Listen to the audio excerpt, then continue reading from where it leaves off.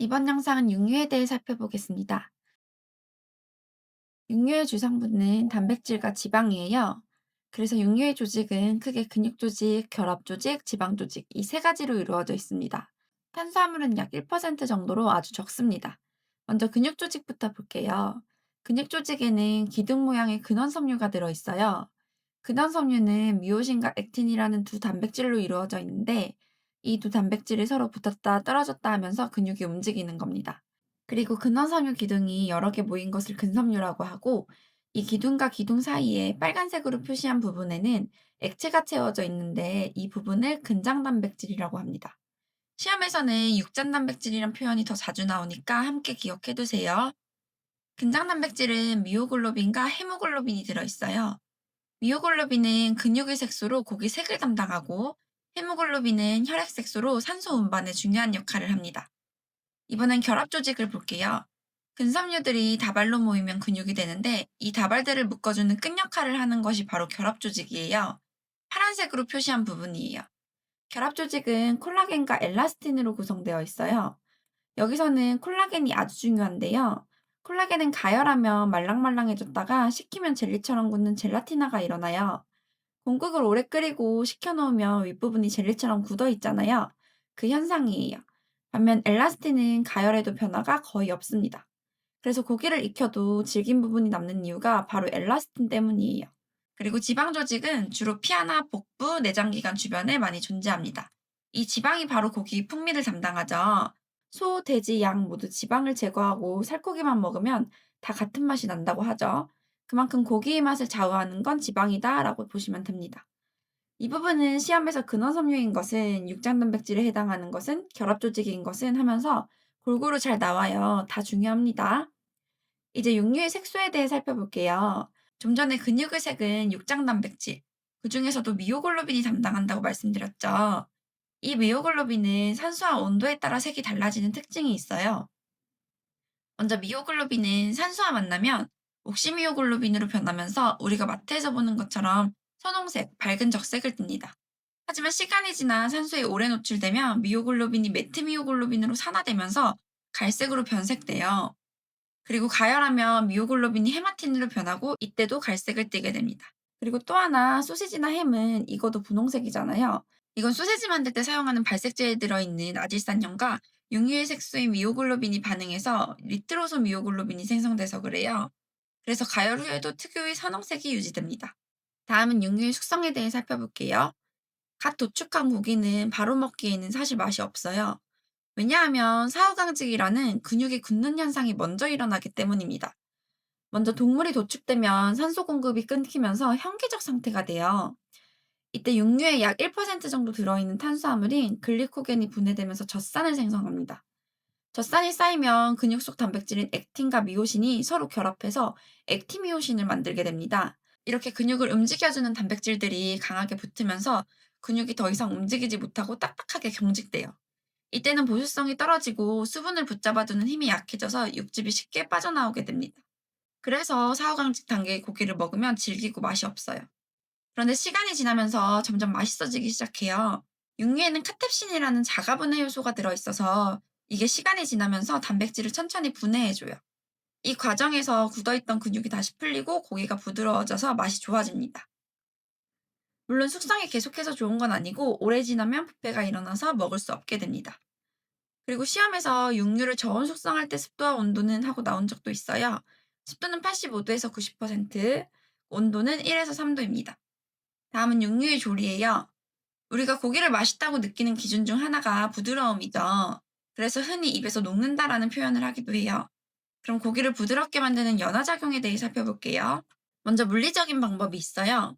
고기를 두들기거나 결 반대 방향으로 썰기, 또 장시간 가열해서 부드럽게 하는 방법이 있습니다. 특히 육회는 결을 반대 방향으로 썰어야 훨씬 부드럽고 맛있어요. 다음은 화학적인 방법이에요. 고기에 설탕, 소금, 청주 등을 넣으면 삼투압작용이 일어나서 조직이 부드러워지고요. 그리고 연화작용에서 시험에서 자주 나오는 것이 바로 단백질 분해 효소인데요. 이 효소들은 고기 단백질 구조를 잘라내면서 고기를 연하게 만들어줍니다. 대표적인 단백질 분해 요소에는 사람이나 동물 위에 들어있는 펩신, 파파야의 파파인, 무화과의 리신, 파인애플의 브로멜린, 키위 액티니딘, 베이 프로타야제가 있습니다. 시험에서는 고기를 연화시키는 단백질 분해 효소는 어떤 과일에 어떤 효소가 들어있는가 이런 식으로 출제됩니다. 그리고 단백질 분해 효소는 열에 약해요. 끓이면 효소가 파괴되어 연화 효과가 사라져요. 그래서 시험에서 연화작용으로 맞는 것은 했을 때 끓인 배즙으로 고기를 재운다라고 하면 땡입니다. 다음은 육류를 가열했을 때 변화를 볼게요. 육류를 가열하면 지방이노가 풍미가 올라오고 단백질의 열에 의해 응고되면서 내부에 있던 수분이 빠져나가 중량이 감소합니다. 또 일부 영양소 손실이 있을 수 있고 또 결합조직인 콜라겐 단백질이 젤라틴화되면서 고기가 부드러워집니다. 시험에서 육류를 가열했을 때 특징은 하면서 나오고요. 이제 여기서 콜라겐의 젤라틴화가 가장 중요해요. 콜라겐은 아까 근육 조직에서 설명한 것처럼 결합 조직 단백질이에요. 힘줄, 사태, 꼬리처럼 질긴 부위에 많이 들어있어요. 이 콜라겐은 가열하면 약 60도 이상에서 서서히 풀어지기 시작하는데 시험에서 콜라겐이 45도에서 풀어진다라고 나오기도 하니까 60도를 잘 기억해 주세요. 그리고 가열하면 처음에는 딱딱했던 콜라겐이 풀어지면서 말랑말랑한 상태가 되고 그 상태에서 식혀주면 젤리처럼 굳는 현상이 나타나는데 이걸 젤라티나라고 합니다. 이 젤라티나를 이용한 대표적인 식품에는 아이스크림, 젤리, 조편, 마시멜로, 꼬리곰탕, 사태찜이 있어요. 시험에서 젤라틴을 이용한 식품은 하면서 나옵니다. 이 젤라틴이 어떤 조건에서 잘 굳는지도 볼게요. 젤라틴은 온도가 낮을수록 더 잘 응고돼요. 특히 3에서 10도에서 가장 잘 일어납니다. 그리고 적당한 염료도 응고를 도와주고요. 반대로 설탕이나 산, 단백질 분해 효소가 들어가면 응고력이 감소합니다. 그리고 젤라틴은 뒤에서 배울 한천과 비교해서 반드시 한 번 더 정리하셔야 해요. 학생들이 젤라틴과 한천을 많이 헷갈려하기 때문이에요. 젤라틴과 한천은 성질이 비슷한데 젤라틴은 동물성 단백질에서 얻는 거고 한천은 해조류에서 얻는 거예요. 두 개의 비교는 해조류 파트에서 다시 자세히 다룰게요. 그리고 음식의 용도에 따라 가열 방법도 달라져요. 현육처럼 고기만 먹는 음식은 끓는 물에 덩어리째 넣어 삶아야 해요. 맛성분이 국물에 빠져나가지 않도록 해야 하고요. 반대로 탕육처럼 고기와 국물까지 같이 먹는 음식은 찬물부터 넣고 끓여야 합니다. 그래야 맛성분이 국물 속으로 충분히 용출돼요. 다음은 육류 가공식품 중 케이싱에 대해 살펴볼게요. 케이싱은 소시지나 햄처럼 형태를 잡아주고 수분과 기름이 새지 않도록 감싸는 껍질이에요. 시험에서는 가식성이냐 비가식성이냐를 구분하는 것이 가장 중요합니다.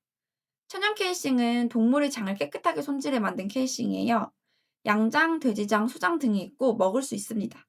식감이 좋아서 고급 소세지에 많이 사용되고 콜라겐 케이싱은 동물의 피부에서 콜라겐을 추출해 만든 인조 케이싱이에요. 이건 가식성, 비가식성 두 가지가 있습니다. 셀룰로스 케이싱은 식물성 재료로 만든 비가식성 케이싱이에요. 플라스틱 케이싱은 말 그대로 플라스틱으로 만든 거니까 당연히 비가식성이고요. 수분이랑 공기 차단력이 너무 좋고 플라스틱이 녹을 수 있어서 훈연햄에는 사용하지 않고 비훈연 함유에 많이 사용됩니다. 파이브로스 케이싱은 셀룰로스에 종이 섬유를 강화해서 만든 인조 케이싱이에요. 강도가 좋아서 큰 햄이나 소세지에 사용되고 마찬가지로 식용이 아니기 때문에 만든 후에 껍질을 벗겨냅니다. 다음은 육류의 특징에 대해 살펴볼게요. 먼저 소는 부위마다 운동량, 지방 분포, 콜라겐 함량이 다르기 때문에 조리법도 자연스럽게 달라져요. 지방 분포를 중심으로 알아두면 이해가 조금 쉬울 거예요. 앞다리와 목심은 지방이 적당해서 불고기, 국거리, 장조림 등 만능으로 사용할 수 있는 부위예요. 가격도 비교적 저렴해서 가장 활용도가 높죠. 양지는 지방이 풍부하고 고소해서 구이로도 쓰이고 국거리나 샤브샤브로도 많이 사용됩니다. 갈비 등심은 지방이 풍부하고 육즙이 좋아서 구이용으로 대표적인 부위이고요. 체크가 안심은 지방은 적지만 매우 연해서 구이나 스테이크에 적합합니다. 반대로 우두는 지방이 거의 없고 단단한 부위라 모양을 예쁘게 만드는 산적이나 오래 조리해야 하는 장조림 또는 말려서 만드는 육포 등에 사용돼요. 그리고 설도와 사태는 운동량이 많은 부위라서 콜라겐이 많이 들어있어요.